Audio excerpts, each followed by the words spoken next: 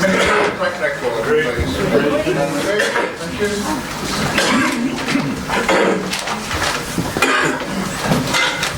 Apologies for absence. Vice Chairman. Chairman, I'm Henry Randall, Councillor Randall, Right, so Councillor Randall. Anybody else? I think it's full house otherwise, isn't it? Right, members' interests. Disposable interests. No? And party whipping arrangements. Members of the public, we don't vote together in little groups or decide planning applications beforehand. They're all decided on the night after hearing everything.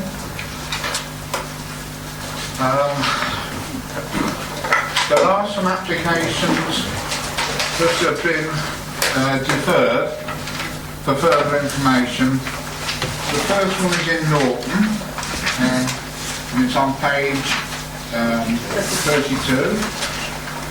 That's deferred for further information, so it will come back to committee. And the next one's in Malton, on page 71. That's deferred for further information. And the application in Hannington, which is on page 105, that's a delegated approval. Besides that, the rest are on. Right, Chairman. Councillor Paul. May I ask if those deferments are because they're waiting for information from our officers? Would you like to comment on that? No, Chairman, they're waiting for information between the applicants and statutory consultee, so that we get a final response from the statutory consultee, which will enable us to bring that information to the committee. Okay, Councillor Paul. Excellent, thank you. Thank you. Right, there's... Sorry, I'll take your pardon. Councillor Evans first. Yes, I know it sounds very odd, but I have a request, being French. When I read the paper, I came across a Scottish word, and I had to go and look at the dictionary.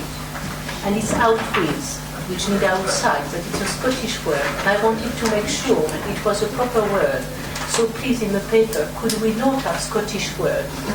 That would help me immensely. Thank you. You said, yes? Which means it's a Scottish. Right, the officers have noted that. So I'm sorry. Okay. Just to tell members, by the way, that we're still on 6% for appeal decisions and 85% for speeded decisions. So okay at the moment until you get some further rules from government that you've got to be quicker on other things as well. But you'll find out shortly. Right, bit of housekeeping for people. If the fire alarm rings, please go out the same way as you came in. It won't be a practice. Please switch your mobile devices to silent. We've got to have it that you get charged £5 or £10 if one goes off to the chairman's charity. So if you don't want to pay any money, switch your phone off. The proceedings are being recorded. Speakers will have 3 minutes, and after that you'll be asked to wind up. And that is the only opportunity the speakers will have to speak, so please don't interrupt, which I'm sure you won't. Please don't clap, cheer, hiss or boo, which okay, I'm sure you won't. You will see people on this table talking while speakers are talking, which looks bad manners. It's the only way we can get an answer for when you stop speaking to the points that you raise. So, though it looks bad manners, it probably is bad manners. It's the only way we can do it. You've had the update on performance, so we straight away go to the first application.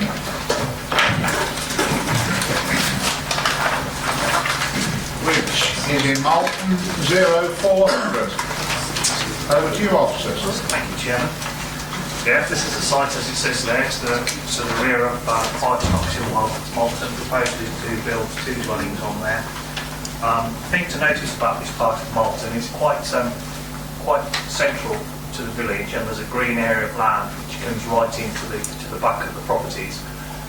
It lies within the conservation area, as you see there. It also lies within the green wedge area, and There's also been a previous refusal back in 1997. Our main concern with this really is that it lies outside the village confines. It is in an area identified as an important open space in the conservation area appraisal, and Malton is one of the few villages we do have a proper conservation area appraisal for.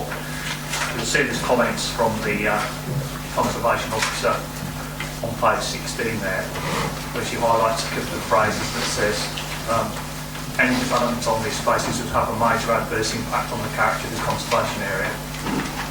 So one particular feature of Malta, which is essentially a special character, is a small intimate views between buildings, which often reveal parts of people's backyards. These semi-private garden style glimpses are immensely important to the detail, richness, excitement and interest and mystery of the pedestrian experience. So basically, it's covered there. It's also alluded to in the draft note of the plan, which is now at a fairly advanced stage, about to go for its examination. So as I say, it's contrary to Policy HS 22 as well, it's outside the village confines. Got Policy HS 36, which applies to backland development. This is a backland site. We're basically saying in this case we don't think it's acceptable because of these other considerations. We've also got Policy R1 now, of course, about development in the infill villages where we've reached our target number and it has to be considered to be one of those additional criteria at the end of the policy, such as essential for local services and or an improvement or part of a locally supported scheme. Now I know there is village support for the scheme through the parish council, but our view on balance is that having considered everything, and especially the strong policy presumption against from the conservation area appraisal, the note of the plan and our policies anyway on HS 22, that we think it's contrary to those policies and should be reviewed, would result in a loss of an important local space, and as I should be reviewed on that basis. Thank you, Chairman. Thank you, Chief. We have two speakers, Mr. Kerr from the Parish Council. Good evening, everyone. The Parish Council were initially very concerned about this application due to changes that were being proposed to the highways access from the site of Stocks Hill. Stocks Hill is the village centre, and this open space was redesigned many years ago to meet safety and traffic control criteria, to reduce speeds and provide enhanced pedestrian safety, while taking issues of conservation enhancement and improvements into consideration. The highway restrictions, the road linings, the planters and the block paving provide the appearance of a large pedestrianised area, and the scheme has in actual fact proved to be amazingly successful for 30 years, creating a safe central area for day-to-day village life and a valuable public space for special events and traditional village occasions. The Parish Council felt it was vitally important to ensure no alterations were made to this successful central area, and now being assured that the two properties can enjoy access through the present entrance without alterations to Stocks Hill, we're happy to approve the development. Should approval be given, we would like, however, that part of the condition should state that no alteration be made to the Stocks Hill highways area. Other points the Parish Council wish to draw attention to are firstly the possible long-term advantage that can be identified by developing the site. It's a sort of rounding off of this central area of Malton and would certainly limit the possibility of future encroachment into the open countryside on the south side of this area of the village. I'm sure members of the planning committee will appreciate why such considerations have become important to councillors in Malton. Secondly, initial inspection could give an impression that the site is part of the open space that lies to the south of High Street, which is noted as an important space and is identified within the Malton Conservation Area document. But actually this site is enclosed and it is separated from the field largely behind a stone wall, and views across that open area from Stocks Hill are limited by the trees and shrubs and planting along the rear wall within the site. It's worth pointing out the site is right in the middle of the village. It could hardly be more central. Also, the design of the two properties appears sympathetic to nearby properties, and the site will provide additional parking for adjacent cottages. And on balance, the Parish Council felt able to support this scheme and will be happy to see the proposed application approved, subject to the entrance not requiring changes to Stocks Hill. Thank you. Thank you, Mr. Kerr. Mr. Clayson, the applicant.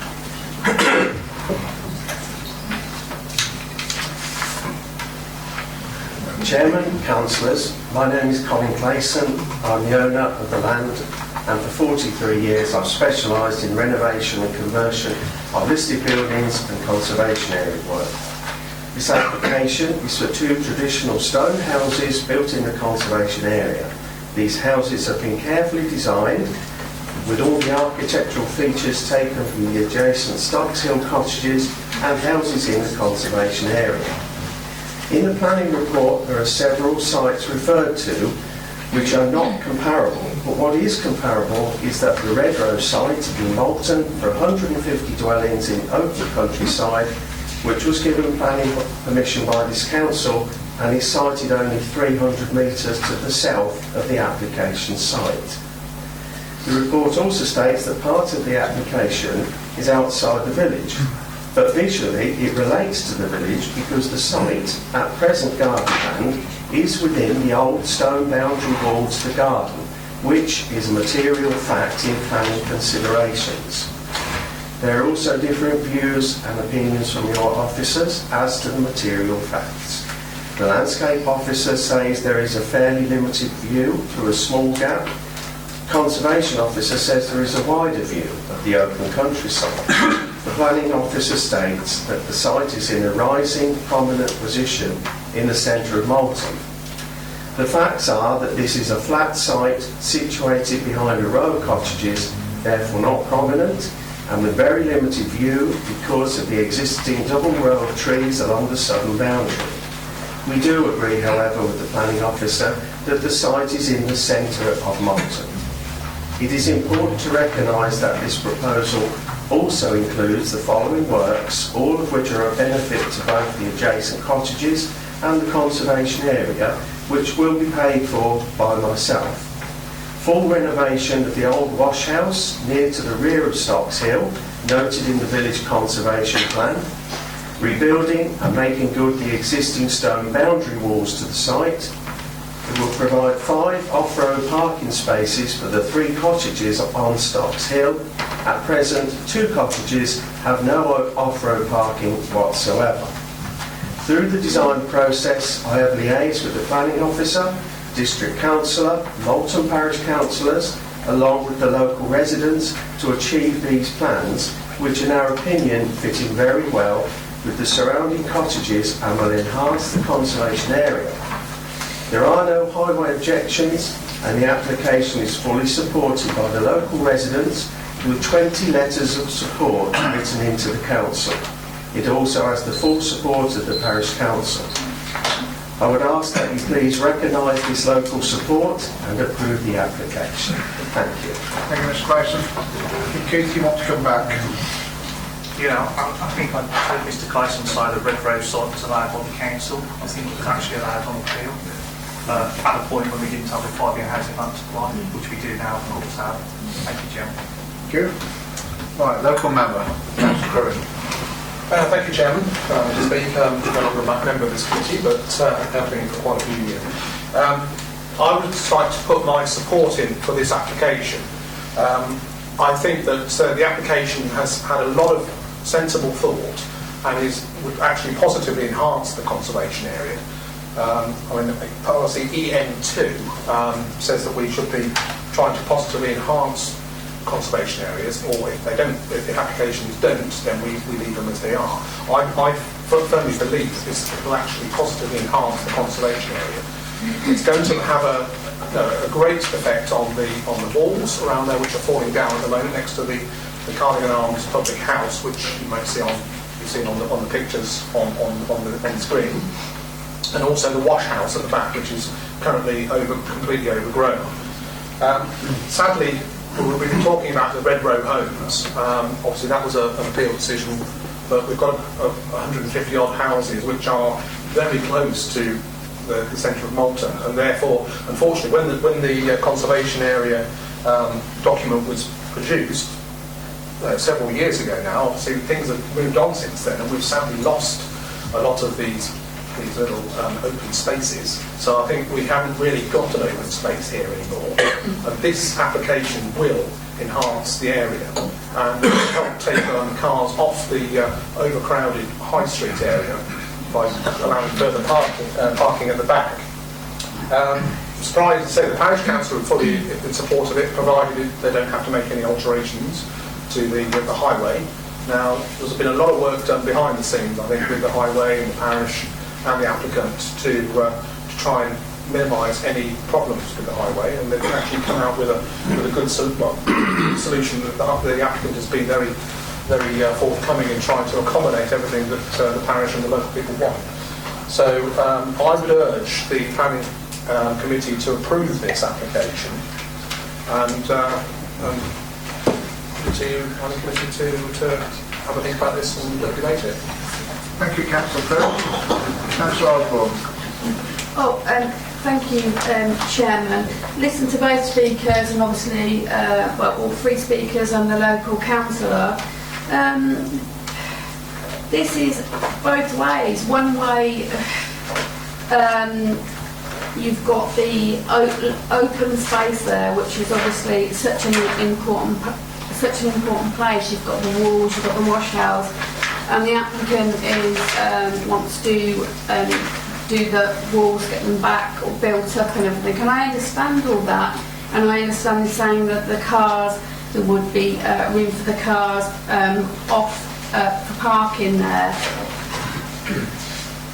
You're right, Malton is, I have lots of applications over the past few years, and it is losing a lot of space, but I still think this is a real important area, and I'm still not sure. On one hand, I'm thinking, yes, leave it as it is, and agree with officer's advice, and the other hand, I'm thinking, well,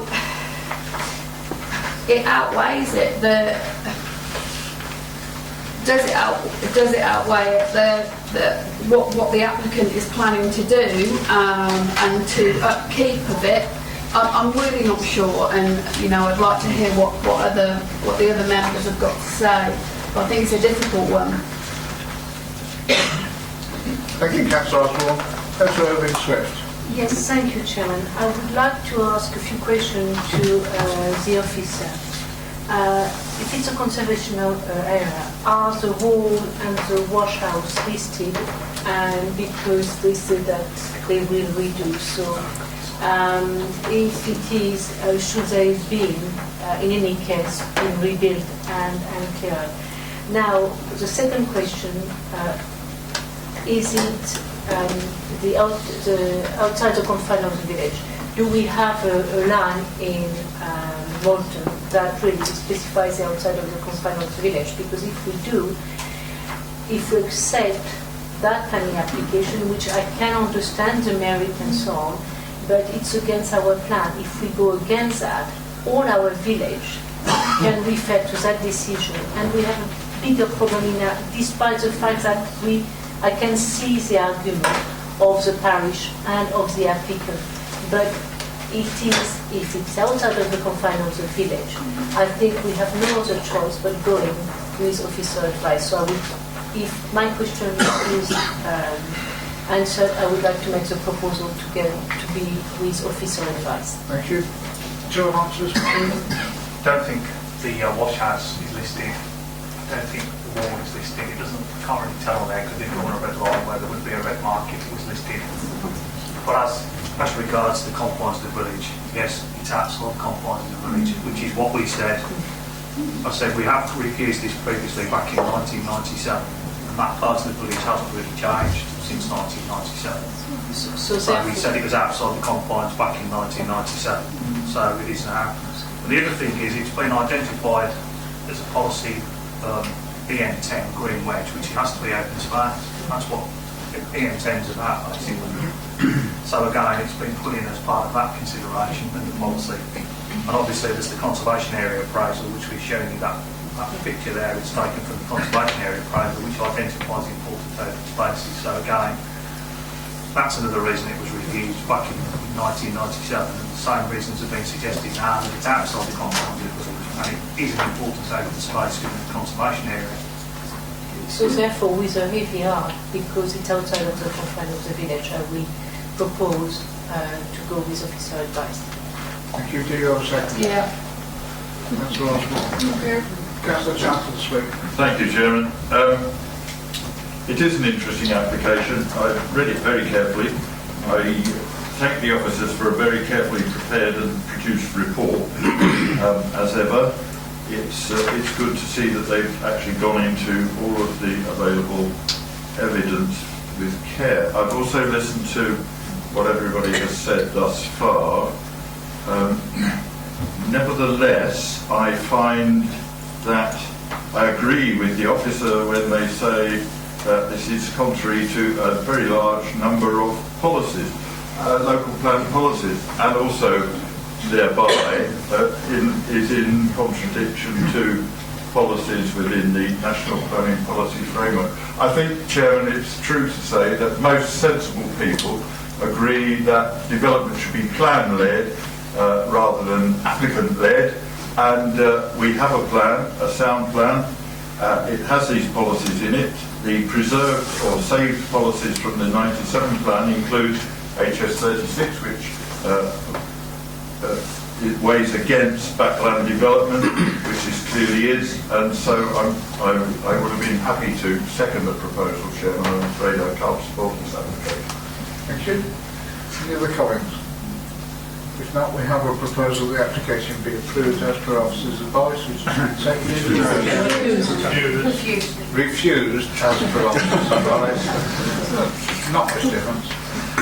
All those in agreement, please show.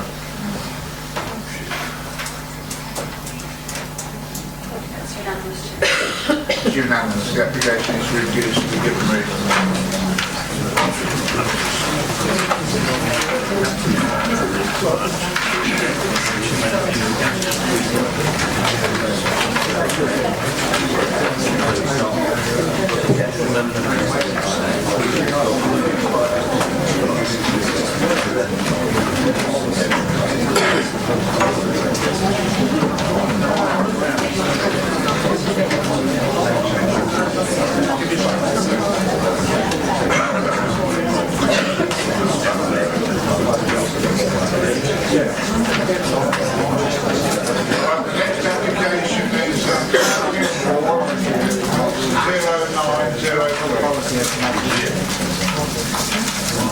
Thank you, Chairman. This is a project called the North of Daventry.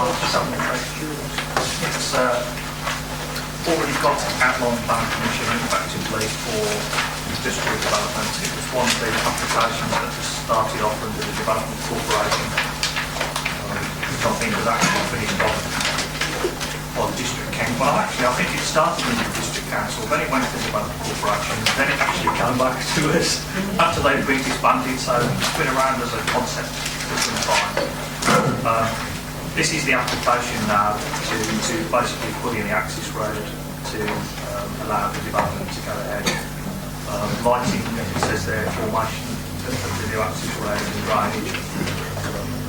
There's some cross sections as well that just show you, but basically the site's a plateau, so it drops down steeply around the edges where there's a lot of trees that are going to bring down to screen the development, and then the developments will go ahead on the top of the plateau. There are conditions about protecting wildlife and the needs to do about the survey.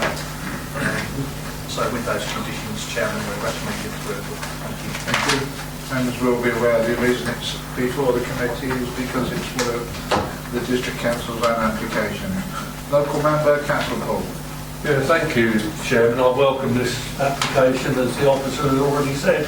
You know, it's been a ping-pong application, WNDC, etc., etc. And it does go back to the original 2004 master plan. And at that stage, that area and the adjacent area on the A45 were going to be scheduled for high-tech quality industry as opposed to general logistics. I welcome the fact that I'm confident in saying that 2 out of the 3 have interest, in fact very, very keen interest. Part of our Save to Invest structure in Daventry, so I have no hesitation in recommending accepting officer's advice. Thank you, Councillor Paul. Do you have a seconder? Thank you. Councillor Chandler, wish to speak? Nothing to add, Chairman. Thank you. Anybody else wish to speak? If not, we have a proposal that the application be approved. She's been seconded. All those in favour, please show. Unanimous again. That's a full house, all 13. The application is approved. The next application is in 200912. Thank you, Chairman. Like the previous application, this application is within the confines of the village. The site is located on Pound Lane, village of Badby. It's actually a former garage site. The site also includes part of the garden in Hall Green. The garage, as you'll see from the photograph, have been demolished and only now the concrete face remains. Residential properties surround the whole site, and the site's actually located on a higher level than adjoining dwellings on Kinfold Green, but on the pound itself is actually located on a higher level than the application site. This application for members tonight is an application for construction of 2 detached dwellings. Plot 1 is a 4-bedroom dwelling with integral garage, and plot 2 is a 3-bedroom dwelling with parking spaces located to the front. You'll see from the plan that 2 parking spaces are provided for each property, and the site itself, dwellings themselves are actually set back about 23 metres from the back edge of the road. From officers' point of view, there are a few main considerations relevant to this proposal. This is the principle of development, impact on the development of the locality, impact on the residential amenity of neighbours, and also highway safety. Members will be very familiar with policy R1 by now, and the latter part of policy R1, which should be engaged by the fact that rural housing allocation has been met. And this states that further housing will only be committed where it's been demonstrated that it will result in an environmental improvement, for instance, the reuse of previous developed land, or it will support the retention or improvement to essential local services, and it has been informed by effective community involvement exercise. From officers' point of view, this proposal will certainly lead to an environmental improvement. The site is currently derelict, and whilst it is used informally by residents, there is no formal parking provision on the site itself. In terms of the impacts on the locality, you'll see from the conservation officer's comments that they feel that the proposal will not have detrimental impact on the conservation area. You'll see from the report that a number of representations have been received from neighbouring properties regarding the impact. However, you'll also equally officers consider that the impact is satisfactory given that the neighbouring properties will retain a minimum of 20 metres between facing windows. In terms of highway safety, officers do acknowledge that Pound Lane is subject to a high level of traffic, with the school being located close by. However, the proposal itself is not a formal parking area, because while some people do park on that area, they have no consent to do so. Equally, it's not for applicants who solve existing parking issues within the nearby vicinity. Overall, the site is located in the confines of Badby. The proposal results from development of previous used land and environmental improvement to the area. The impact on neighbouring properties and the character of the area and highway safety is considered to be satisfactory, and therefore recommending this application be approved, Chairman. Thank you very much. Thank you, Chairman. We have a speaker, Mr. Cooper from the Parish Council. Yeah, that's actually Mr. Piner. Okay. Yeah, not standing. Right, councillors, you've already seen Badby Parish Council's written submission. I'd just like to focus on 2 issues that we have with the application. One is about the type of development, and the second is the fact that the application takes no account of the impact on parking. First of all, on the type of development, we've already heard it's for 3-bedroom and 4-bedroom detached houses. The BDC Housing Needs Survey in 2013 for the village identified a need for affordable housing and in particular 2-bedroom bungalows. 2 years on from that, the Vision for Badby survey, which is part of the preparation for the village neighbourhood plan, showed the same sort of need for starter homes, affordable rented, shared ownership, homes for downsizing and bungalows.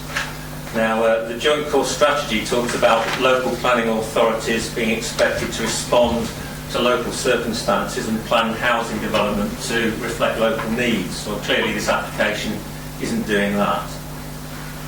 The second point relates to parking, congestion, safety, that whole area. As already said, the site in question was originally for garages and parking for residents of the Pinfold Green and Pound Lane area in the village, really for people who didn't have off-road parking, or even in some cases were unable to park in front of their own houses due to constraints such as proximity of bus stop and so on. The garages were removed 7 years ago, but the area has a necessity continue to be used for parking by residents, including with some larger and wider vehicles, as you've probably seen in some of the pictures. So the application claims that these vehicles actually park there illegally and that there's space elsewhere in the village for them, and therefore takes no responsibility in the application. This is really despite the fact no one's ever been told they couldn't park there. There's never been notices up saying they shouldn't park. Now, Badby village, in common with lots of other villages I know, has major parking problems. This application will undoubtedly increase congestion by displacing vehicles parked in that area onto Pound Lane and neighbouring Pinfold Green. And I think we've got a survey with our objection document to detail some of that. As also already mentioned, Pound Lane is a main access route to the village school. Now, about 85% of the 140 plus pupils in the school come from outside Badby. So increased vehicle parking up this road, including some larger vehicles, is going to really exacerbate the existing problems around start and end of school day, with traffic visibility issues arising from more parking in inappropriate locations, bends, junctions and so on, creating even more of a safety hazard, particularly for children crossing roads and so on. So basically, in summary, we would request that this application at the very least needs another look to, one, reappraise the type of development proposed, and secondly, to take some responsibility for at least minimising the impact of the additional parking requirements in the village. Thank you. Thank you, sir. Local member. Thank you, Chairman.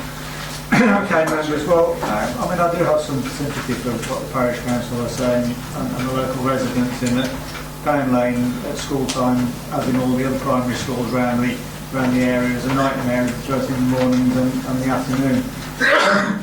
But this is a piece of private land that really, if the applicant wanted to, he could fence it off and stop anybody parking on it. You know, and then the vehicles that are there would be displaced anyway. So the fact that it's being used as a car park now could end tomorrow if the landowner so wished.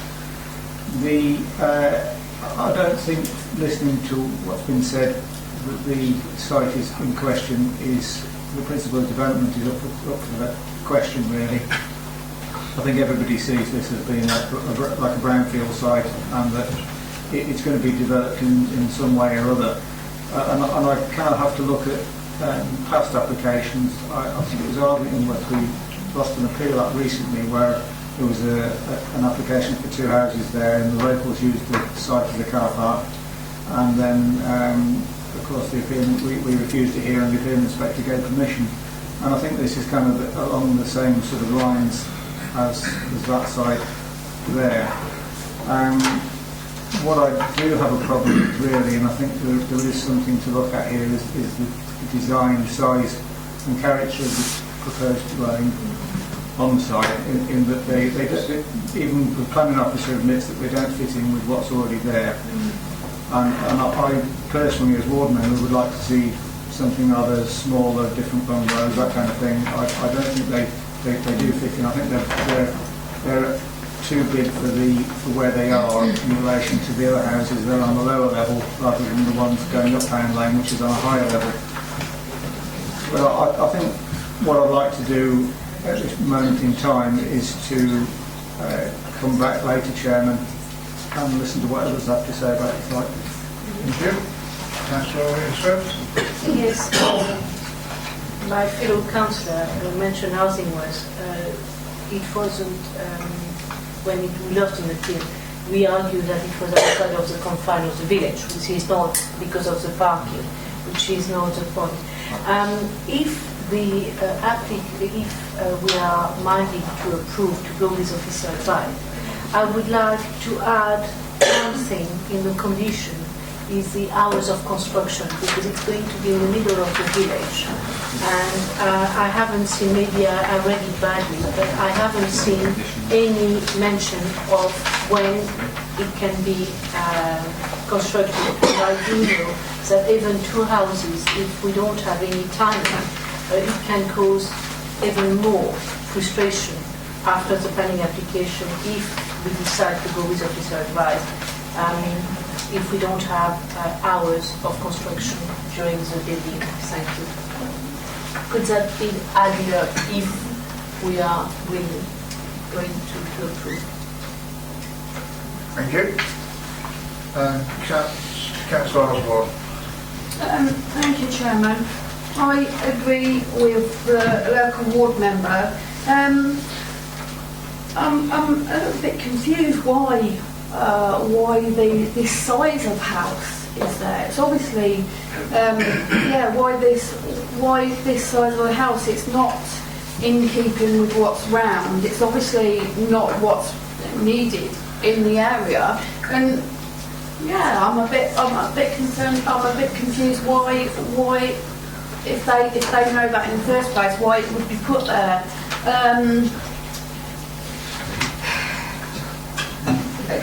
Again, like Councillor Patrick says about the parking and everything, that could change any minute if the landowner didn't want people to park there anymore.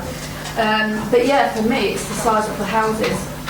Again, just think it's not right for the area. It's not what the area needs. So yeah, I don't know whether we have any answers why or. Sure. Thank you, Chairman. I think there are a number of questions really which were raised by members. First, I wanted to deal with the issue regarding design, which has been raised by Councillor Patrick and Councillor Osborne just now. If you look at the photographs, there are a number of varying designs within that area. There are some of them are pitched roofs, some of them are 2 stories, some of them are 2-story mansard roofs as well. So the question to be asked is why not? This application. We have considered the issue that they could put 70 detached properties on this site, but putting 70 detached properties on this site would bring one of the dwellings much closer towards the existing dwelling in Old Green. So therefore, there's a balance to be had in terms of ensuring that the residential needs of existing properties is safeguarded against the necessity to ensure that you do a like-for-like on existing site. The question to be asked really is why not on this site? Thank you, Joe. Councillor Robertson. Thank you, Chair. Basically, I think Councillor Patrick said most of it. I don't see the necessity for an additional restraint on construction hours because it's pretty well governed by health and safety legislation anyway. I don't see that these houses are excessively large or anything like that at all. They look fairly modest to me. And everything that Councillor Patrick said is quite correct. The car parking could just be closed off tomorrow morning by the owner. And judging by who the owner actually is, a very responsible housing developer. Yeah, I said that. He's not asking. I'm not asking, I said judging by who it is. Sorry. Responsible enough developer, and I don't really see that any good reason for objecting to this application. Thank you. Councillor Paul. Thank you, Chairman. To second one, first and foremost, I too would like conditions of hours of work added to the application in the light of standard hours, Chairman. I would make the point again, it's Daventry and District Housing Limited. I'm going to keep saying it until I'm blue in the face. This has got nothing to do with Daventry District Council. They are a separate entity. In parts of the country they're called Futures Limited. They were called Amber Valley. They've now decided to call themselves Daventry and District Housing Limited, or they have since they took over that part of the social landlord site. I will keep badgering them until they do change their name, because it's so much confusion. I welcome the report, or part of the report from Daventry Parish Council. For the first time I've seen in black and white the fact that it is acknowledged that houses with 2, 3 or 4 bedroom houses don't just have one car or 1.5 cars, they actually have sometimes 4 and sometimes 5 cars. I do welcome that, I welcome it in the report. Having said that, Chairman, I will accept officer's advice and I'd like to approve the application. Right, do you want to second it? Councillor Ball. Councillor Chamberlain. Would you like to speak? No, Councillor Chamberlain? I don't think so yet, Chairman. I may want to say something later, but I don't know. Councillor Head. Thank you, Chair. I think most of what I was going to say has already been said now. I do approve of it. I think it's set back far enough. I like the idea that the 2 houses aren't in a row. I understand that it will make it a lot easier that way. I don't think they're too big. A lot of the houses along there, okay, they're terraced, some are semi-detached, but I should think they're perhaps 3 bedrooms, a lot of them. These might have a little bit more size in their rooms, but they sit well in that site. It seems a little bit like deja vu to what we had a few weeks ago at the Grange and the parking. And as has been said, those cars could be stopped from parking on there tomorrow and they'll have to find somewhere else to park. So we might as well have 2 more houses and house other people. Thank you. Councillor Irving-Swift. I am in the mind of going with officer advice. If we have the little condition added, can we do that, or is it We can talk about that in a minute. If the application is approved, we can put it. I think we should do that. Okay. Come back to that. The same question was raised by Councillor Poole earlier as well. What we need to have be mindful of is the test for imposing any conditions. And the very first test is whether or not it's actually necessary. Given the legislation that's already in place to help control hours of working, our first question is a condition necessary? I think, sorry if I can interrupt, Chair, I think it's not so much the working on site, it's deliveries. If it's a school, if it's a main route to the school, you can't have that road clogged up by delivery lorries. When I suggested that rather than having a condition imposing or restricting the hours, that they put forward a construction, that they actually put forward a construction management plan, which will include deliveries, rather than saying it should only be operated to 8 hours and B hours. They submit a construction management plan, which should be discussed with the highway authority. Okay, Councillor Patchett, you want to I can't disagree with anything that's been said really, but I'll just refer members to page 65 and to look at plot 1 on the screen. Now, on plot 1 above there, those houses are at a lower level, and plot 1 is actually going to be 8.4 metres high, with raising to 8.8 metres according to the second paragraph. And you've got to bear in mind that when you've got a raised level of land, and then you've also got a raised house, and you've got the highest one nearest to the lowest of the existing houses. I mean, we're talking 10 or 11 metres high, and because you haven't got that space of the garages between the existing houses at the lower level and the existing houses at the higher level, I mean, I think that it personally conflicts with policy GM2 General, which is also highlighted, third paragraph from the bottom, where it says that the type, scale and design should be in keeping with the locality and does not detract from its amenity, which in my view anyway, that's what this is doing in having such a high development on this site. Thank you, Councillor Patchett. Any other comments? Councillor Chapman, did you want to make any comments? Nothing to add, Chairman. Okay. Right, we've got a proposal that the application be approved, which has been seconded. All those in favour, please show.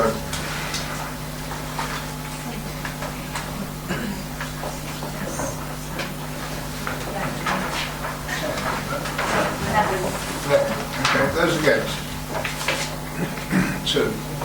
The application is approved with the condition of the management.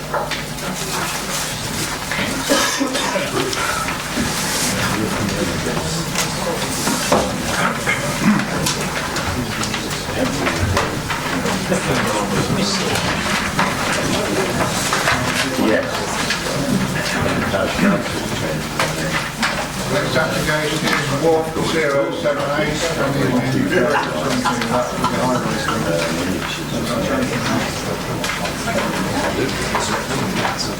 Thank you, Chairman. This refer members to the land representations. Obviously, since this report was written, there has been considerable opposition to this proposal, including a U-turn from the parish council who now say they actually object to the proposal. I've also got a statement from Councillor Greenwald, which I'll read out in a minute. Just to explain what the proposal is, as it says there, it's changing the use of equine paddocks, menage and stables to a miniature animal petting farm. The site's off what we call the back road to Northampton, which is Roman Road. As it says, it's already got a menage on and is equestrian use paddocks and stables in connection with the adjoining residential property, which sits off to the right hand side there as you look at that. The proposal is to move the existing entrance, which you can see in red on this drawing, and move the existing entrance further along, form a new entrance. There'll be approximately 65 parking spaces, there's 33 marked, plus an additional area for additional parking. There are going to be 4 buildings. The highest building is this building 1 here, which has a 2-storey element, and then there are 2 new buildings going down this end. The existing stable building is this U-shaped building in the bottom corner. There's another building, you can't really see on here actually, there's another building going in here. So there are four new building proposed, and obviously there's various paddocks, etc. you can see going around there for various animals, and they're all going to be miniature type animals, pygmy animals, or whatever the correct technical term is. As I say, there's been a lot of opposition to this fairly late in the day. It is in the open countryside, and we do have an old policy T2 about tourism that says we shouldn't have any new buildings in the open countryside. Having said all that, we do now have a lot of other material considerations, including more up-to-date policies, joint core strategy, and the National Planning Policy Framework, which are far more supportive of rural enterprises and commercial operations in rural areas, and recognise that some of those will require new buildings to be put up. So we've had to weigh that in the balance, really. And I think it's true to say that on appeal we haven't done quite so well when our old policies have come up against the newer policies or the advice given in the National Planning Policy Framework. So on that basis, on balance, we've decided to go with the newer advice. So we haven't objected to this. We think it is an acceptable use for this location. One of the other issues that's been mentioned by a lot of the objectors is concern about highways. We just wanted to say that obviously the Highway Authority have got no problem with this. They've asked for it to be made large enough for a coach to demonstrate a coach could use the entrance, and that has been done, and they're happy with that. So on that basis, we've recommended approval. If I now make chairman, I'll just read out Councillor Aldridge's email. Councillor Bryn Aldridge, local ward member. Unfortunately, I've been able to attend this evening's Development Control Committee meeting. Brington Parish Council have now objected to this application, and I would like to support them with my own objection to the proposed development. At the centre of their concerns are the impact this development will have on road safety by attracting additional vehicle movements onto a minor and notoriously dangerous road. I would now like to support this with data from the Department of Transport, covering road traffic accidents along this road over the last 10 years, latest data 2005 to 2015. The data show that there have been 5 fatalities along this road within a 2 kilometre stretch either side of the proposed site, and one within just 500 metres. There have been a further 5 serious accidents where the injuries are life-changing, and a further 16 slight accidents still involving casualties, all within the same structured road. Most of these accidents involve more than one vehicle. When you consider the average death rate on UK roads is approximately 1 death per 780 kilometres of road per year, this 4 kilometre section of the Roman road is therefore, by my calculation, 100 times more dangerous per kilometre than a typical UK road. Clearly, adding to this traffic with large numbers of vehicles who are likely to be unfamiliar with the local roads will only add to the risks. I also share the Parish Council's concerns regarding how the applicants could or would deal with the higher than normal vehicle numbers on popular days and during the holidays. Just go on to make some other points, but they're not really planning points, so I'll leave it there, Chairman. Thank you. Thank you. We have a speaker. We have 2 speakers. Mr. Nouri is against the application, number 1.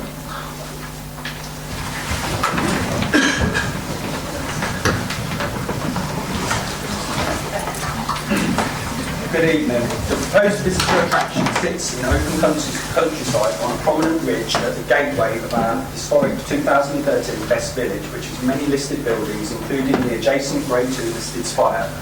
The landscape is agricultural and a special landscape area. The applicant withdrew an almost identical application in Rugby in 2014. In Brinton, pre-application was for a small-scale lifestyle business. The subsequent full application is for predominantly new development in open countryside outside the village confines and appears not to comply with policies TM2, GN1 and EM16. The largest of 4 new buildings will sit at the site's highest point and double height at 7.6 metres tall. Facilities on the 5-acre site are equivalent to local petting farms getting over 50,000 visitors per year. They include a notably large 50-seater cafe and shop. There are 27 approximately different animal breeds proposed, probably 100 or more specimens, not 30. Despite this, there is only a single small paddock for turnout and rest for worming, illness, stress and muddy pens. Development of this scale and tens of thousands of people's waste will strain often overflowing sewers and drains in the village.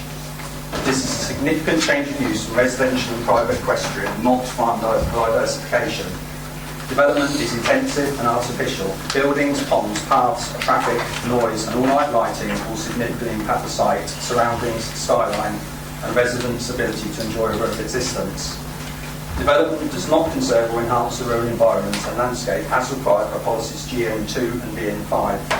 Farm vehicles, ramblers, cyclists and horse riders use the C5 and the byway almost directly opposite the site. The proposed 65 parking spaces would not serve the 50,000 annual visitors to similar attractions who have over 100 spaces and say they could not survive on suggested volumes. The verges and already congested village streets will be used. This is not controlled. Over 30 vehicles arriving at a set time for a children's party and general use on busy days will result in standing traffic on the main road.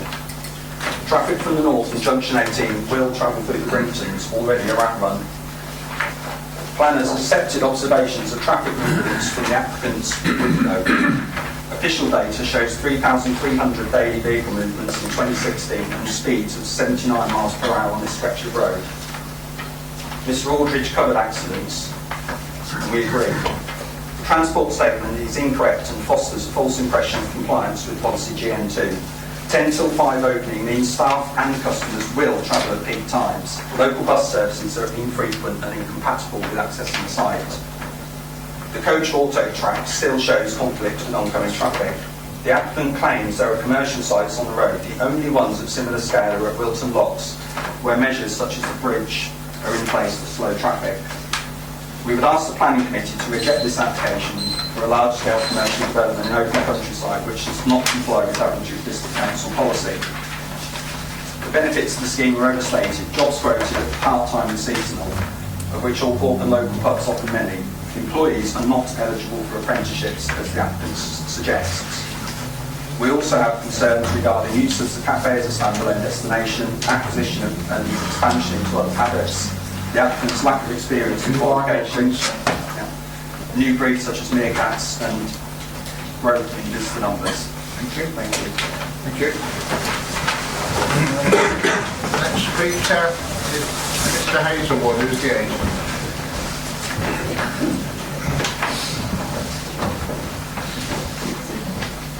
Right, thank you for allowing me to speak on behalf of Dinkies this evening.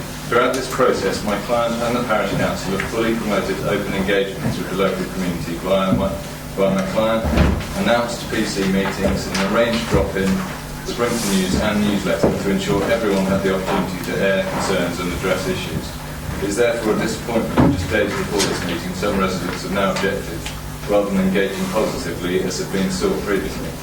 We had hoped communication early in the process would have prevented this. Further lobbying has led to a late objection by the parish council as well.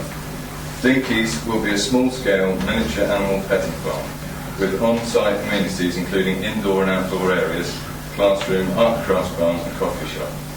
Non-obtrusive or large-scale and designed specifically to have an agricultural feel appropriate to its surroundings. Significant due diligence took place on location. The site is only 5 acres, situated beyond Little Brington, above and behind the ridge, completely surrounded by fields and mature hedges to all aspects, as evidenced in the aerial photograph, which would be further planted. There are concerns about the no-bottle road. The application process is concentrated on this, and last May advice was sought through the pre-app process, and plans have been designed in accordance with advice from both DDC and highways. In fact, access has been designed entirely in accordance with highway requests. My client has also ensured opening hours won't coincide with peak traffic. Access is on a straight stretch and therefore visibility very good. The remaining building is in line with all planning policy, clearly reaffirmed in the Officers' Committee report, and we have also looked into rural enterprise bringing sustainable employment to the area. Dinkies is completely unique and cannot be compared to other facilities with the title petting farm, either in terms of location, size or offering. The focus is on education and development of children by enhancing skill sets through play and education. Dinkies has designed an educational package that is unrivaled by the farms and is closely linked to relevant parts of the national curriculum. Dinkies Project Connect is aimed at children with special needs and underprivileged children. Animals-assisted therapy is proven to have a positive effect on a variety of medical conditions, and I'm only sorry I don't have more time to detail this, other than it will be client-funded. Further concerns are of visitor numbers and impact on surrounding villages. We can assure you that there is a maximum capacity and my client will deploy suitable strategies to ensure capacity does not exceed parking. This can be undertaken in many ways, including introducing a pre-booking system only. Marginal noise, if you call children playing noise, may be heard from Dinkies, but all proposals have been designed to reduce impact with extra boundary screening and buildings appropriately insulated. All animals will be stabled at night and Dinkies shut at 5 p.m. Following the pre-application, my client has been humbled by the positive interest and feedback from the community in general, including from the overall. Given all this, it is such a shame that this late objection is being raised, especially when you consider the level of community involvement undertaken. Dinkies represents a very small family-run business which gives the opportunity for children to enjoy the countryside and the animals alongside being educated as they do so. I hope I've highlighted to you why we believe Dinkies should be accepted as a new business for Northamptonshire. Thank you. Thank you, sir. Councillor Paul. Yeah, thank you, Chairman. I studied the report. I congratulate officers, and I would like to get a couple of things out into the open. First and foremost, this is not a small scale. They might be little animals, but certainly the business is not small scale. It is there to make money. I've listened to views regarding. I'm sorry, could you not clap or cheer or it can be intimidating either way. It doesn't do your case any good.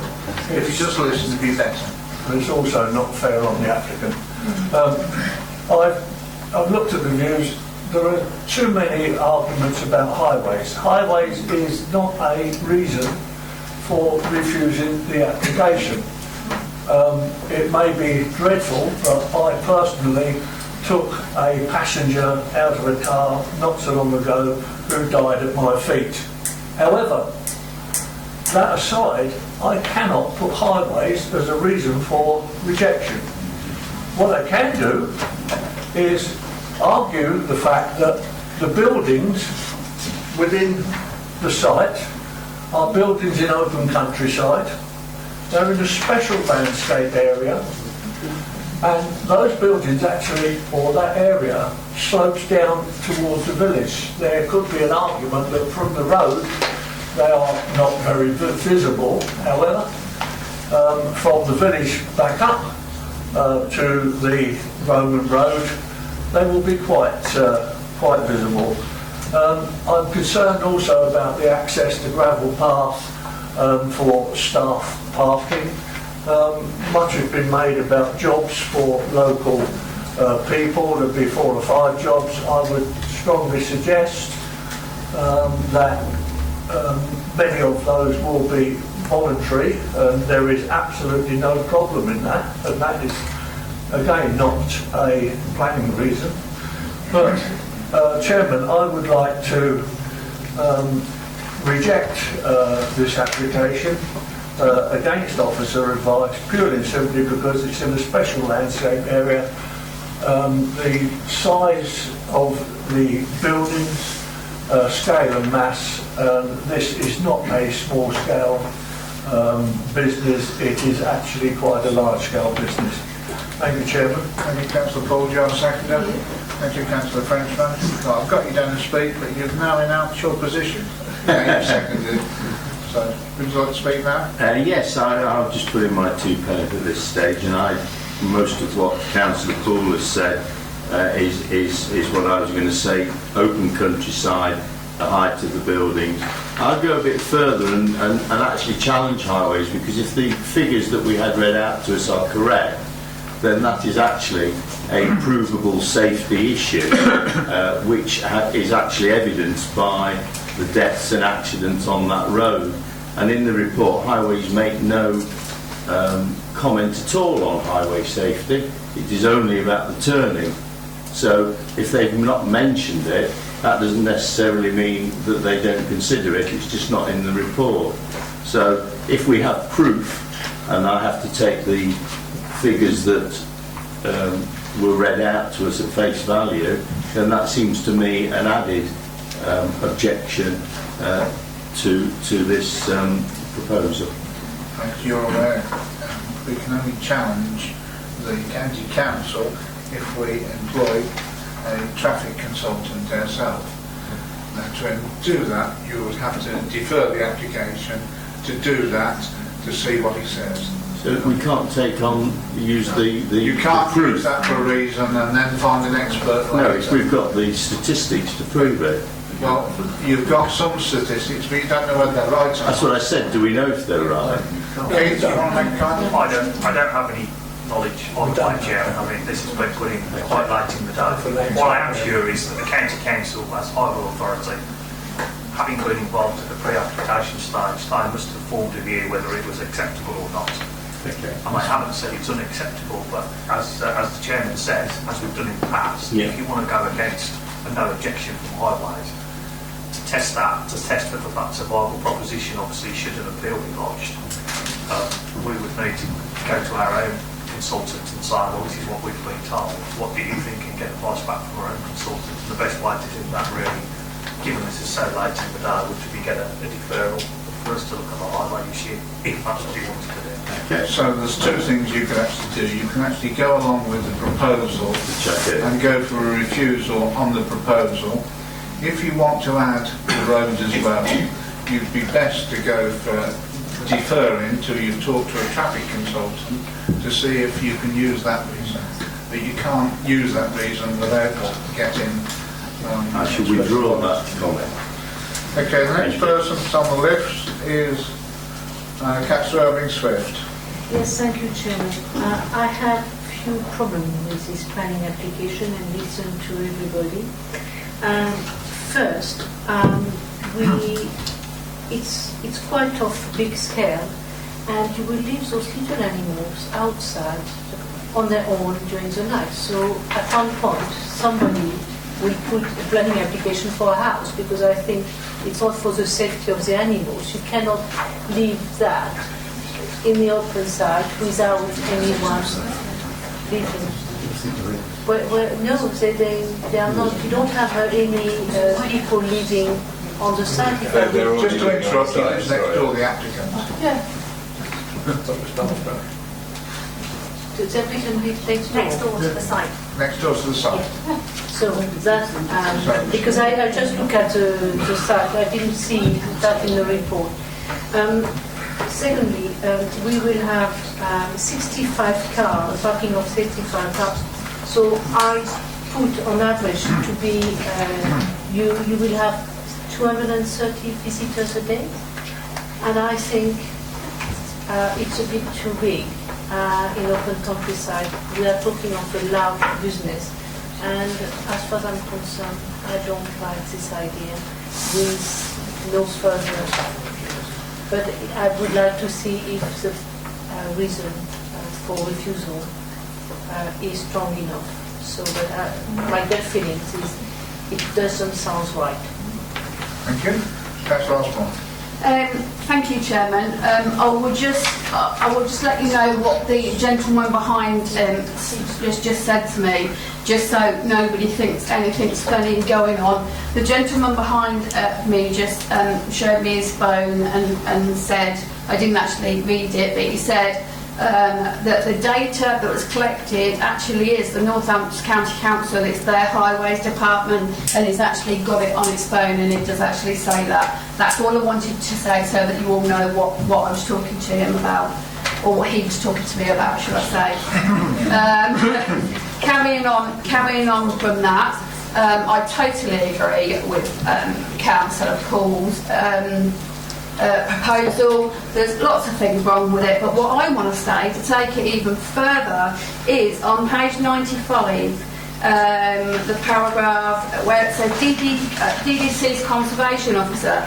Okay, in there it says the heritage asset accompanying this application describes a scheme of having a light touch and suggests the area of ridge and furrow can be maintained. However, the submitted plans do not show this, and it would seem that the proposed site layout and landscaping, including substantial new footpaths and tracks, which meander all over the site area, a pond and a bunding would disturb much of the existing field surface.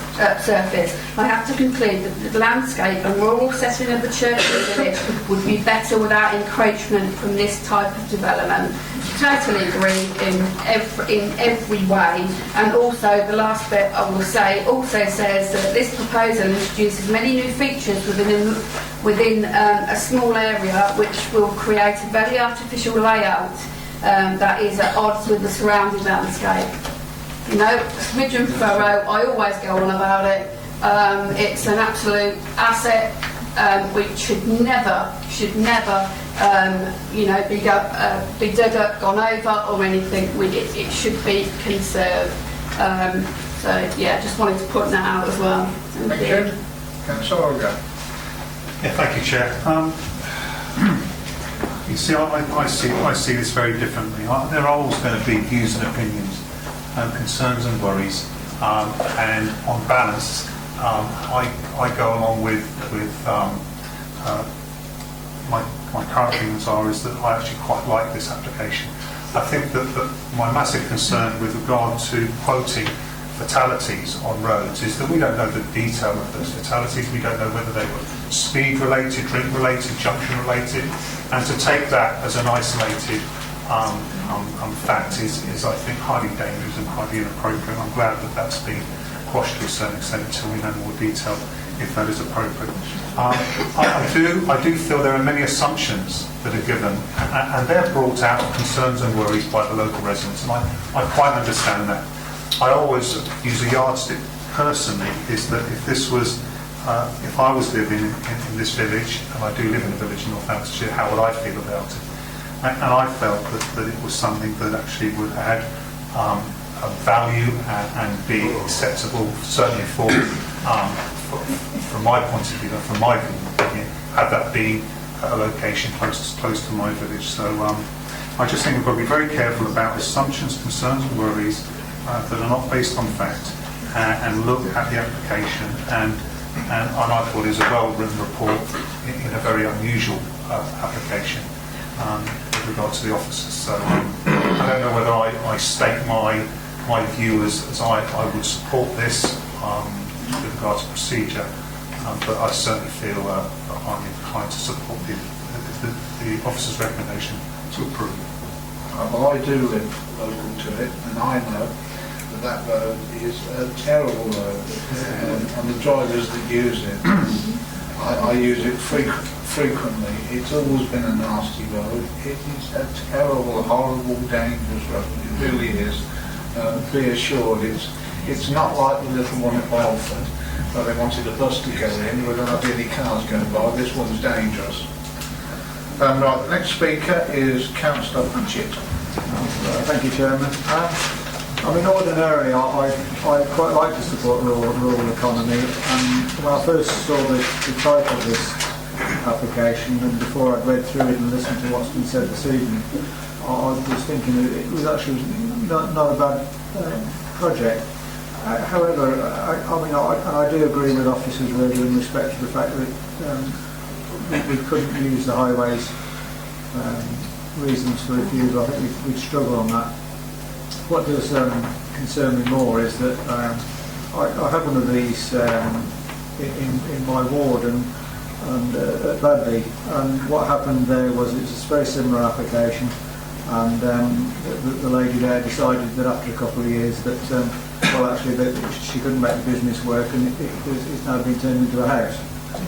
The buildings, and I kind of think that, you know, development in the countryside, if this was a house that we were applying for here, that it would be rejected out of hand. And so I think, and I come down on the fact of on the side of supporting Councillor Poole and his proposition, I think. Thank you, Councillor. Councillor Barrett. Thank you, Chairman. I would like to explore, if he may, one point made by the first speaker, Mr. Norrie.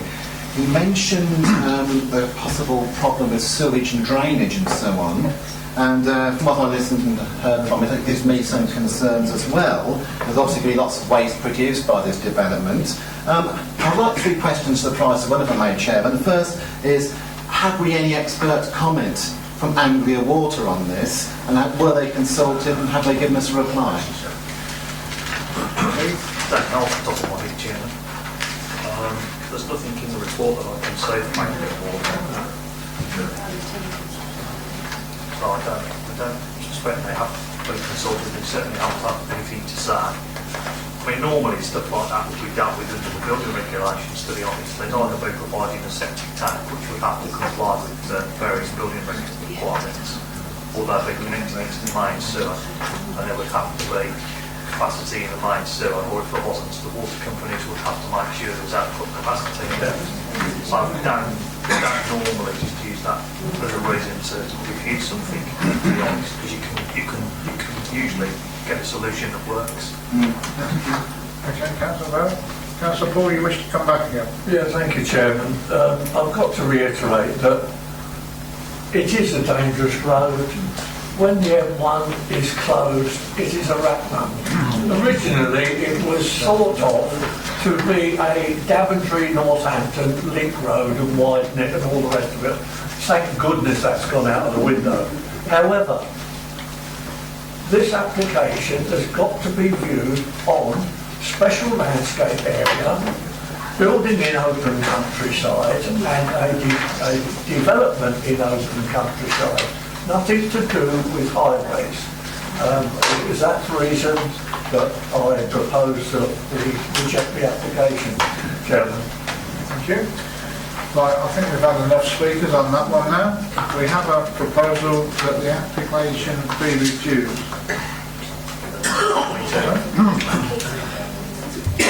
The reasons for refusal: special landscape area and size of Scale and mass of the buildings in open countryside, inappropriate development, and open countryside. Basically, that's what I wanted members to pick up on, the open countryside bit, because yes, it is special article area, but it's also in the open countryside area. As we've said, we do a policy TM2, which we'll obviously have to refer to, because that says tourist attractions in the open countryside shouldn't involve digital, basically, so we need contrary to that policy.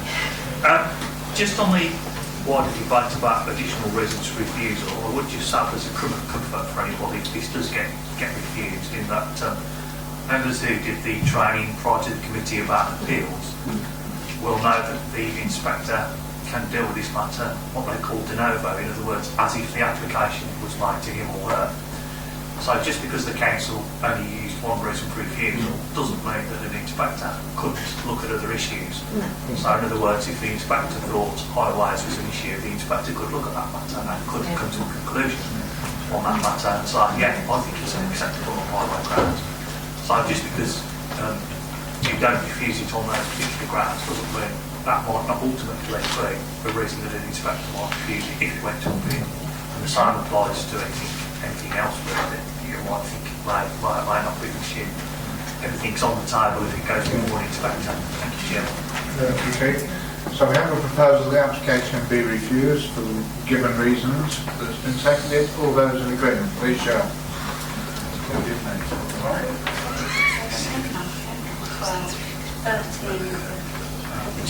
Right, those against? No, it wasn't that wrong.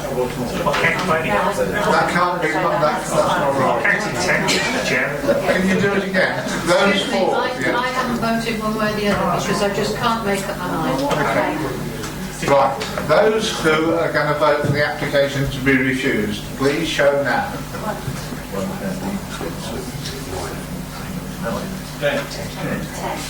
Right, those against? 10, 3, 1 abstention. Right, the application is refused for the reasons that have been given. Chair, could I just ask a question, Mr. Thurston, on a comment you made? I'm just interested in it. You said the inspector can look at anything he wants to.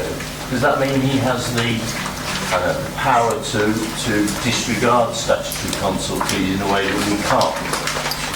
Not disregard, but look at it a different way. Like you can't disregard statutory consultees. He can seek further evidence, and it would be open for Brinkman's Parish Council, for example, to reduce evidence to that effect. What it would not be open to is for Daventry Public Council to raise highways when they have to refuse it. But the planning inspector can. Okay. Thank you. Just say it. Further trade. Well, we'll allow a couple of minutes for people to bring something out.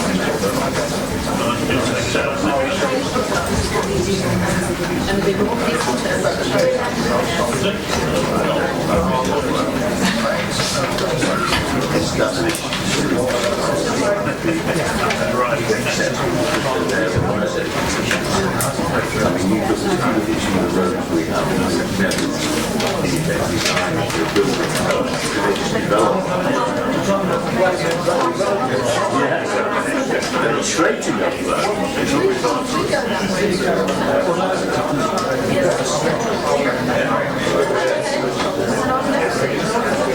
It might be at times easy, but then again, Right, we move on, ladies and gentlemen. We go to Abbey North now, and the application is 0009. Thank you, Chairman. Okay? The Kempton site lies in Bristol Estate. It's a two-storey end of terrace post-war modern building. The proposal for a single-storey extension to the front elevation of the dwelling, and it's a resubmission of previous application to be refused. Between this application and the previous refusal, an amended scheme was approved. The main issues to consider are the impact on the street scene and the means of the locality. We'll see from the plan the proposal for extension across the full width of the building to create a porch area and to extend the living room area with a new bay window.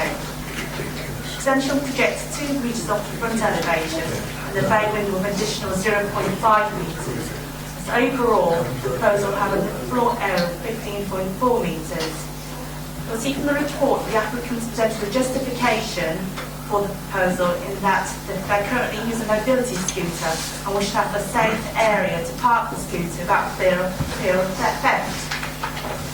The scooter itself will be put within the porch area, and the proposed extension is to accommodate potential future concerns about the welfare and the disability of the applicant. You'll see from the photograph that the dwellings form an end of road terrace of 8 dwellings. No other dwellings within the road have original features or extensions projecting off the front of them. It's acknowledged that under printed development rights, porches within under 3 square metres can be built.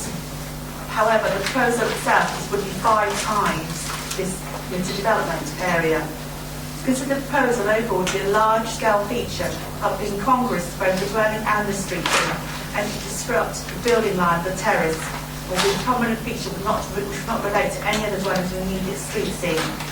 We'll see from the report the applicant for an argument there are several other examples on the Headlands estate. 5 applications have been submitted for porches, but these remain not to extend across the whole frontage. Equally, 2 other applications have been quoted in the justifications, citing developments at Burns Road and Willoughby Road. And whilst these proposals do span the full width of the existing dwellings, these permissions were granted back in 86 and 79, in excess of 30 years ago. And since that time, policy has changed significantly. The point is reiterated that the immediate locality, there are no examples of full width extensions to the front of dwellings. In particular, if stood in front of the application site and taking a 360-degree view, there are no examples of any front extensions, full width, or a single portion public view. And it's for these reasons, Officer recommending refusal. Thank you, Chairman. Thank you. We have a speaker. Mr. Dyer is the applicant. May I speak first as well? No, you can't, I'm afraid. Mr. Dyer is the applicant. Good evening, Mr. Chairman, members of the Planning Committee. It has been stated that we would break a linear line. They say that on our terrace there are 8 linear properties. That is totally incorrect. There's 4 properties, then it steps out, and there's a further 4 properties. And if you look further down the road, where Heman's Road runs, the properties again extend past the amount that we are proposing to build.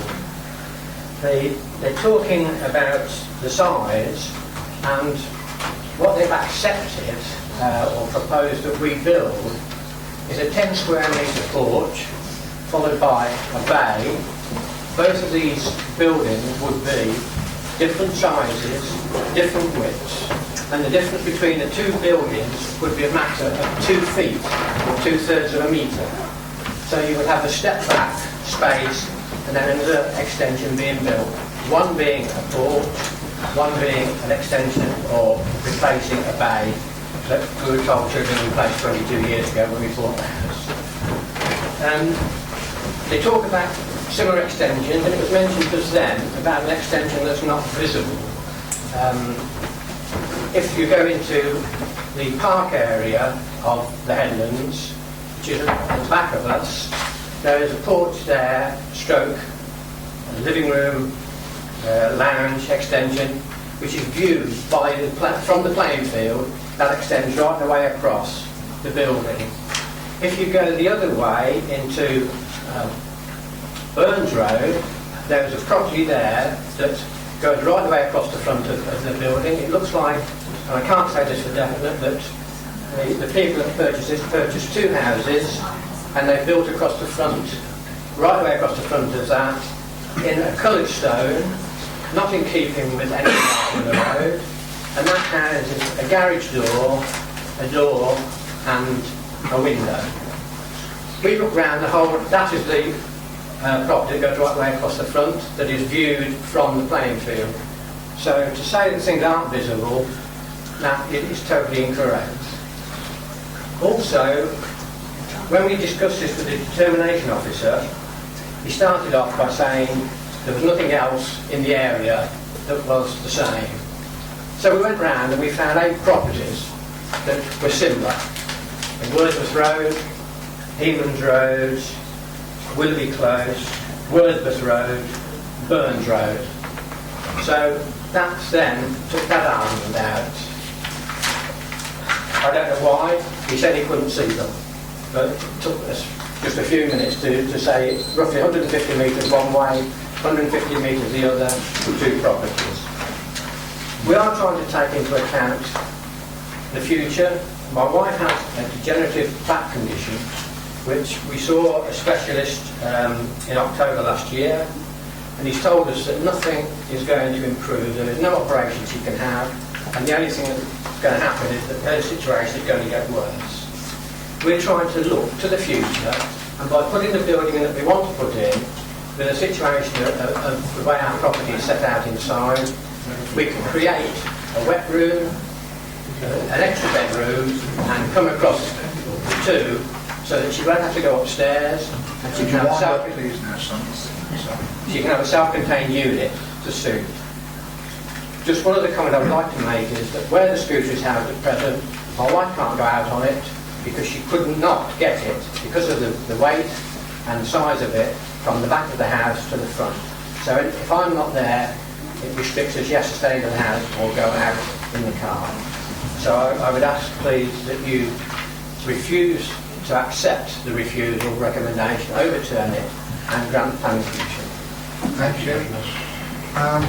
Now, local member, Councillor James. Thank you, Mr. Chairman. I'm deputising this evening for my colleague, Councillor Long, although he has kept me informed of this particular application right from its inception and the various stages that it's gone through over some months now. The first thing to note about this application, there are 2 aspects to it. There's the planning grounds, of course, and there are the personal circumstances, which are a material factor in this case. Secondly, the Town Council have recommended that an amendment be made for this extension. So the Town Council have recommended it. Chris Long and myself have had various discussions over it over the months, and we both cannot see, either in terms of the scale of it, the massing of it before, or anything else, why it won't be granted, particularly as there are other full width extensions, front extensions, quite close by. And the applicant's proposal does make it much more interesting, this property. Instead of having a bland front to it, it will have a 2-metre extension with an additional bay window incorporated in it, extending out somewhere about half a metre. So it'll make it interesting to look at too. So we have the Town Council, myself and Councillor Long in favour of it. None of the neighbours have made any responses, and we don't anticipate any either. The projection meets with the 45-degree rule. It doesn't affect the light of the daylight of the next door neighbouring property.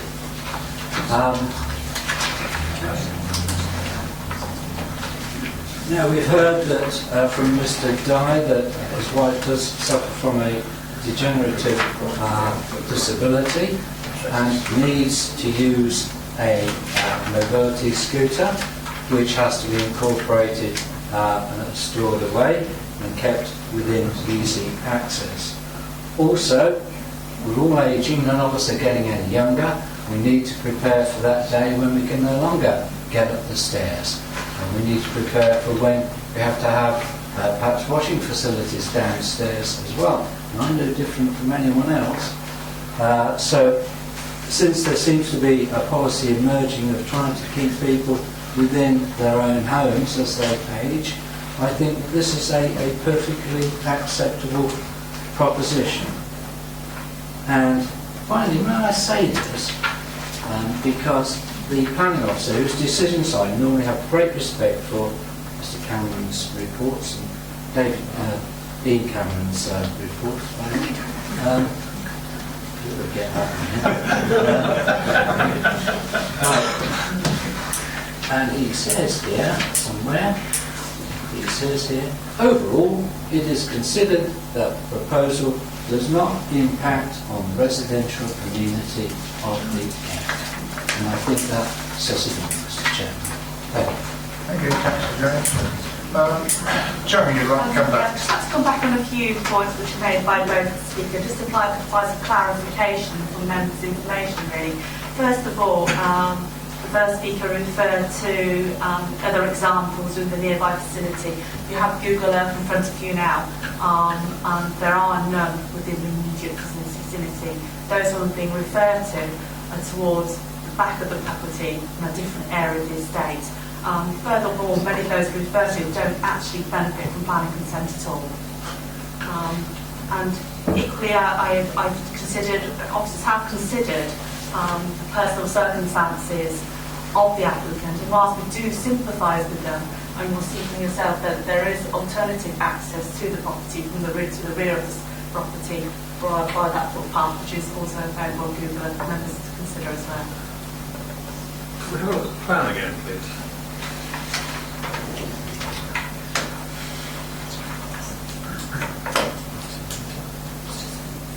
Single-storey extension, just shown on the bottom left. Just click to the photographs.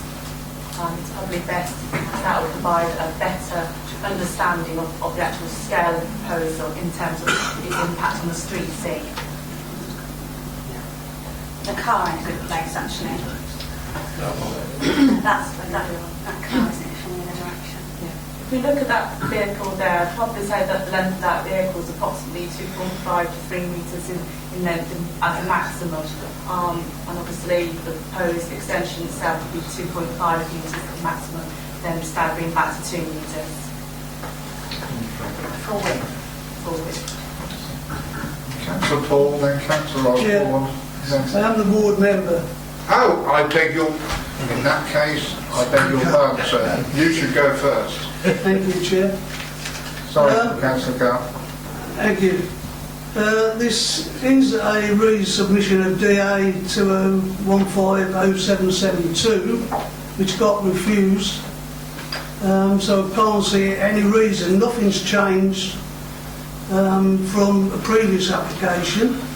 I believe the officers worked well with the applicant in bringing another application to the planning, which got approved, and it seemed, Chair, that everybody went home happy, or so it seemed. And yet today we have this application, as I say, exactly the same as a previous application. It's contrary to GN2A BN42, the district local plan, and it's totally out of character with the street scene. You know, even though I have sympathy with the applicants, you've got to look at this and project on that the applicant's not going to live in this dwelling forever, and once it's there, you know, you can't make any previous next occupiers demolish half of it. So even though it may fit their needs, you know, it could unfortunately set a precedent. I mean, we've already had remarks, comments about previous ones, and they've got the same construction across the complete front of the dwelling. You know, you're going to open the floodgates on the headlands for people to look at this and say, well, it was all right in 2016, why not now? So I think we have to draw the line in the sand, unfortunately, here. It is too big of a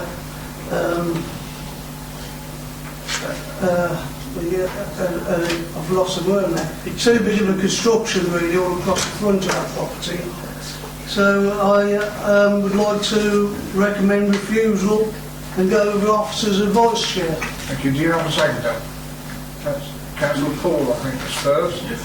I must apologise to you, Councillor Carr. You should have spoken before Councillor James. I thought that, but I didn't want to... Well, you couldn't tell. I apologise. The local member always speaks first, so I'm sorry about that, Councillor Carr. Right, so... I'm a local member. Sorry? You're not the committee. The local member on the committee speaks first. Right. Who seconded it? Councillor Paul? Yeah, thank you, Chairman. Chairman, just before Councillor Paul speaks, can I just clarify the history of this, because I can see some members are looking confused. Yes, Yeah. we do. There has been a previous refusal of this scheme of the delegated powers. What then happened was, another application was submitted which was supposed to be the same as this and brought to committee. But by mistake, what actually happened was they submitted an amended plan which was for less than this, which we thought was acceptable. So that then got approved under delegated powers. So that's the one that's been approved. But this has also been refused for exactly this scheme under delegated powers. That just was a mistake that it didn't come to committee before, basically, because originally they wanted it to go to committee so it could be discussed as it is being now. But that's how it got refused before. Right.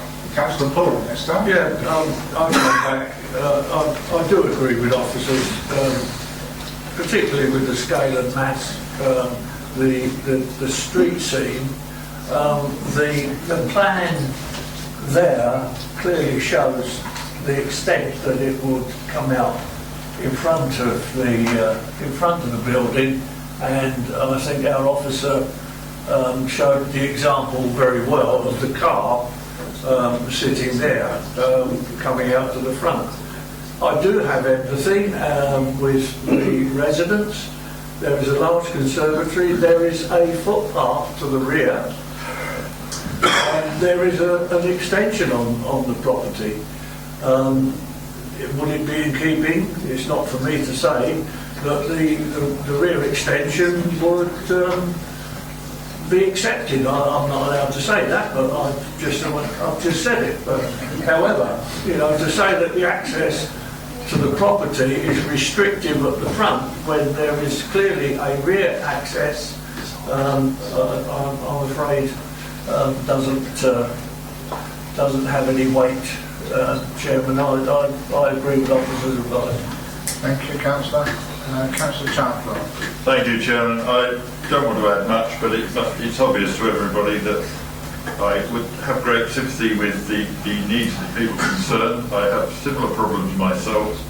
I have been unable to address them in much the same way. That doesn't bias my opinion. I'm just pointing out that we have to live with what we've got, and if that's not suitable, then there are other possible alternatives. But building this, dare I say it, car by call isn't really an acceptable solution. Thank you. Councillor Osborne. Thank you. I actually think, Chairman, I'm going to go total opposite. I actually think it will improve it. I don't think that there's, at the moment, I think, I don't think 2 metres. I don't think that's, I don't think that's that bad anyway. I mean, we're all there, and I know, we are all getting old. Like the gentleman said, we all are. Some, unfortunately, are getting old quicker than others, or getting to that point quicker than others. And if this helps them stay in their house and be able to live there better, with better quality of life, surely. I mean, will it really look that bad? In my mind, no. I don't think it will at all, to be honest. It is on the end. It's not in the middle and just going to be unsightly sitting there. It is actually on the end. I actually think, I don't think it will. I mean, I've been on this planning committee for years, and I really don't think some of the things we see is awful. But I actually think that that's, for what they need it for, and for 2 metres out, I really don't think it's that much of a big deal. And I actually would like to propose that we approve it. Well, we've already got an application to go the other way, so we'll see what happens on that. Right, the next person is Councillor Pettier. Yeah, right, Chairman. You know, I get about this district quite a lot, and you know, you wander around some of the villages, and there's rows of terraces and that have been built by over the years, and some of them are really pretty and really do have character, and the street scene is worth preserving. But I don't wish to be rude about the estates in Daventry, but you know, it ain't pretty, Chairman. You know, I think we're being a bit nanny state really in preventing this type of extension. And you know, there's lots of examples all around the Daventry town of front extensions, and you know, I sympathise with the applicant, and I'm not going to vote for the council review. Sorry, Councillor Patty, thank you. That's all right. Right, I've got nobody else on this one. Anybody else put their hand up? Councillor Oliver. Yeah, the problem is it all comes down to opinion, doesn't it? As to what... Sorry, Chair, somebody pay a fine, please. Temporary fine. I turned it off, Chair, sorry about that. Yeah, thank you. Councillor Oliver. Yeah, 20. He has a goal. With respect, Chairman, I think Councillor Orr wants to speak. Sorry. It is about opinion as what is out of place and what isn't out of place, and you know, I do agree with Councillor Osborne, because it is an end terrace. I don't see that it is not aesthetically pleasing or unpleasing, and I really don't like these ones because I have such a respect for officers and for the work that they do. But when it comes down to, you know, I'm not too sure about using the word nanny state, but down to an opinion of what is and what is not out of place. Unfortunately, in this case, I don't think it is out of place, and also I also feel that there is a good reason. I know it's not a planning reason, but there is justification for it. So because of that, you know, I feel that it is an incompetence, therefore, and should be allowed. Thank you. Special circumstances. If I could just assist members really in trying to understand the scale of the proposal against the existing development here today. You've seen from the photographs that there are some examples of previous ones which have been constructed with or without consent across the width of the buildings, but those developments which have been constructed are only approximately 1.3 metres in depth. Right. What we're looking at is something twice the amount of that in depth, but the projection is significantly greater as a mass across the whole of the width of the building, 7.7 metres. So it's not that the fact that something is protruding, it's the length of the projection and the overall massing of the building, and whether or not that has this detrimental impact on the overall street scene. You have the street scene before you. This is very linear, simple street scene, whether it's staggered or not. It's a very simple linear terrace. Simple, fine linear lines that all have simple porches above them. This proposal would seek to be an intrusive development within that street scene. Sorry, can I just come back? Yeah, come back. So who makes that judgment? Is that an individual officer's judgment at the end of the day?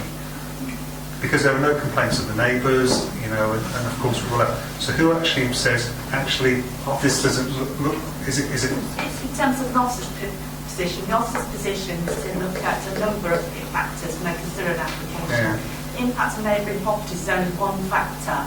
In terms of the overall appearance, so that's the impact on the appearance of the existing dwelling, and the impact on the street scene. These are all design issues which are taken into consideration by officers when they look at any application. Is it fair to say that there may be an officer turn out actually it improves it? Is that a possibility? It could be a possibility, but like I said, you have to... Okay, I appreciate it. Thank you, officer. It's an interesting question really, Chairman, who decides, isn't it? Because ultimately it's a bit like what we were talking about earlier with an appeal really, and somebody said, so one inspector's just got all that power. Yeah, he has basically. And when we're dealing with these things under delegated powers, or when we're bringing a recommendation to the planning committee, the planning officer, obviously checked by myself and Ivan as the area planning officers, has to come to a conclusion. Yeah. So there's only two options basically. You want to approve something or you want to refuse something. So that's, it is really down to our opinion at the end of the day, either a recommendation or a decision on a delegated. And that's why it's a committee. That's what we do, don't we? And that's really why it's here, and probably why we spent 20 minutes now talking about it, because this is how it becomes democratic, if you like. And some of you have expressed different opinions, and there is no right or wrong answer, particularly when I've got a professional view on it, but you don't necessarily have to agree with it. Thank you. Right, so that's what we employ planning officers for, to give professional opinions on planning. We either agree with their opinions or we refuse it and give proper planning reasons why we shouldn't. So we don't have to abide by it, but that's why we employ them. I've got 4 more speakers. Irving Swift, Councillor Chandler, Frenchman and Councillor Paul. So Councillor Irving Swift first. Yes, could I ask one question, because maybe it will help us. Already this house has a conservatory on the side, but what is the original floor plan of without the extension? Is that 150 square meters per floor? 100 square meters?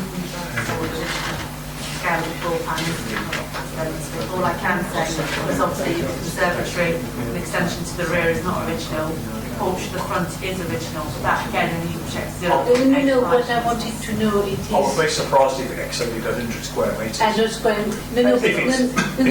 The original house. Yeah, I would be surprised if both stories exceeded 100 square metres. So basically, what is in front of us will it will be 50% more of the existing house. Of the ground floor, yes. Ground. Yeah, thank you. Okay, next speaker is Councillor Chandler. Thank you, Chairman. I just wanted to remind my colleagues that 2 things. One is planning is not an objective matter. There are no hard and fast rules. It's a matter of opinion and balance. And the second thing is that planning is about the position and appearance of buildings, not about what goes on inside them. Thank you. Councillor Frenchman. Yes, I was just, the reason I'm sort of against it is because you've got a rear extension, you've got a side extension in effect with the conservatory, and as an end plot it probably was quite large, but by putting that extension on the front you're taking off quite a lot of what is left of the amenity space of that building, and I understand the problems that the existing people have, but as somebody said, they won't live there forever and ever and ever, and the next people might have a family and need a garden, and I think it would take too much of the garden out to play with the other 2 extensions already there to make it a family home in that respect. Thank you. Thank you. And the last speaker, Councillor Paul.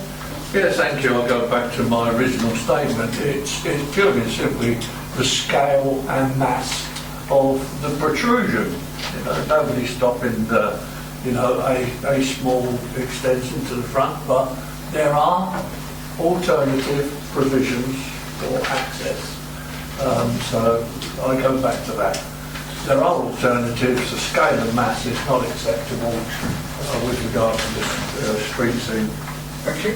We have a proposal that the application be refused as per officer's advice and reasons, which has been seconded. All those in favour, please show.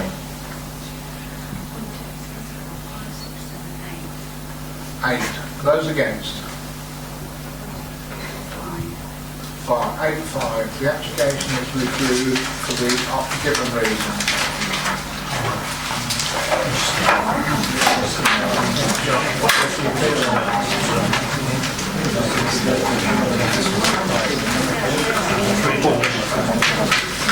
Right, next is a report of the community manager. On pre-preservation order. Yeah, just to say, this is a pre-preservation order proposed in Hillsborough, site opposite the school. Be aware that has been a recent planning application used on the West Haven Road opposite the school. Some of you may also be aware that the landowner cut down some pretty big trees on that frontage a while ago. He has planted some replacement trees, and he has written a letter asking for the new replacement trees to be excluded from the preservation order. Our view is, well, we don't see any harm in leaving them in, to be honest, because if he doesn't want to do anything to them anyway, because they're young trees, it won't really matter. But his argument, I suppose, is it doesn't really have any amenity value at this time. You'll see that the tree officer said, well, I think probably they ought to be kept in, although they're currently not as significant as surrounding trees, but with their location, context of the adjacent trees and potential to be of significant amenity value, he thinks they should be included. So I'm going with that advice and saying they should be included. The trees in question, just in case anybody is concerned in terms of what's on the actual map, would be T7, T12, T13 and T14. And the others would definitely be in because they are the big existing trees. Thank you, Chairman. Thank you. As local member, and my views are the same as one of the other local members. I'm sort of the third one, so my view is the same as Chris Miller. I see no reason at all to put TPOs on brand new trees. I think it's silly, ridiculous. The substantial ones there are fine. This particular landowner, yes, he did apply for planning permission there, and one day it will get planning permission there. The substantial trees there ought to be TPO, doesn't have a problem with it. The landowner owns hundreds and hundreds of acres around Guildford, which he manages very, very responsibly and doesn't mind TPOs. But to put a TPO on a tree that's as thick as a cane that you're just about to plant, why? I have a problem with it, the owner has a problem with it, and Councillor Miller has a problem with it. The other local member. I have a problem with it as well. Mr. Lowther, he's going to plant, he's the one that said about this, and he's going to plant 528 new trees. That's right. Right? Are all of them going to have, like he says here, he's hoping that these aren't going to have, all of them have TPOs on either. I don't understand. I can understand like the mature trees and all of that, yeah, fair enough. But like a tree that's like 10, 15 years old, why? I just don't get it. I don't understand why you would do that. I've never heard of it before. The whole time I've been on planning, it's always mature trees. So is there a reason? I don't quite get it. It's exactly the same. I think it's just what the officers said in the tree officer said in the report, basically, given their location and their context of the trees, they have some value as far as he's concerned, but obviously not as much as the mature tree. Councillor Franklin. Yes, well, I'm no expert on trees, and I rely on people who are experts on trees, and I presume our tree expert, and I presume Mr. Benton is very expert on trees, and I have to say that he's never, apart from once, have we had a class? Sorry, I redraw that. So if his expertise says that they should be included, I think they should be, and I would like to propose that we accept this full proposal. The trouble is they die very often, new trees, don't they? Well, then they die. Councillor Irving Swift. What's wrong with that? I am a bit worried about that because it might set a precedent and nobody will dare to plant a new tree because in case they get a TPO on it. Yeah. Yes, but nobody else has put a planning application for that area. It's refused and there's no planning application in for it. No, but he will try again at some stage, and by then these trees will be mature, and then he'll want to cut them down. But you've got to review the matter in front of you. I have. Anyway, I've suggested that, I propose it is you're proposing we accept the report. Yeah. You accept it? Yes, we do indeed. Right, nobody else wishes to speak. All those in favour, please show.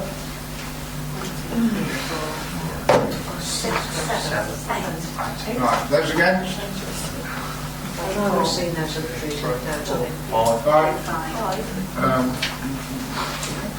What is resolved there is resolved now. They will have a TPO on them, but not the 500 he's going to put in. Not yet. Just a question. Sorry? Yeah.